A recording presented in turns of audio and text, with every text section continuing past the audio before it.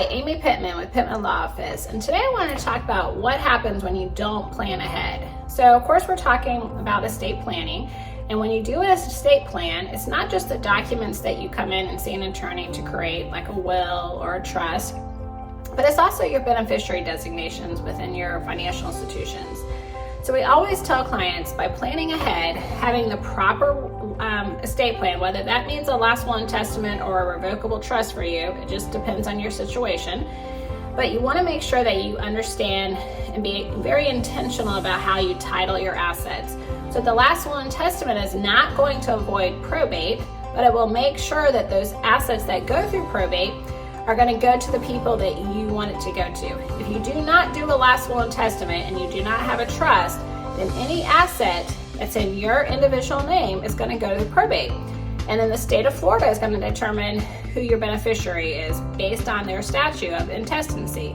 So if you're trying to exclude or include other people besides your natural heirs, let's say you have children, but you want other people included, or maybe you want to disinherit a kid, you have to do a will. So make sure you talk to an attorney so that you have your plan set up prior to death, so no one else is planning that for you. If you do a revocable trust and you're planning ahead to bypass the probate process, you need to make sure you're funding your trust. And we have a lot of videos on our website about funding your trust.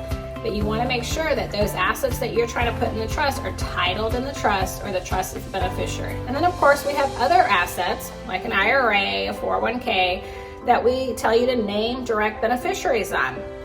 And if you just name one person, that's the only person going to receive that asset.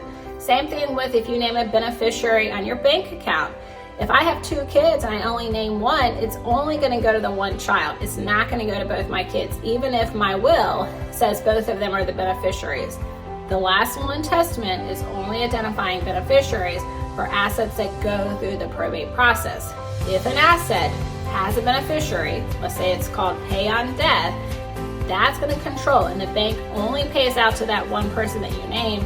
The other beneficiary can't say, oh, well, mom named me in her will. Okay, so make sure that you're planning ahead. I also highly recommend that you create a list of all your accounts. How are they titled? Who's the owner?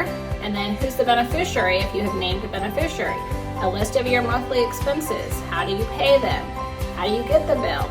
Your passwords. Anything that's going to make this transition, whether you're incapacitated or deceased, a much smoother transition for the people that you put in place. And I also recommend that you make sure that you have a discussion with the people that you've named as your personal representative, as your trustee, as your power of attorney agent, so that they know ahead of time that they're going to be expected to step in that role. All right, well, I hope that helps.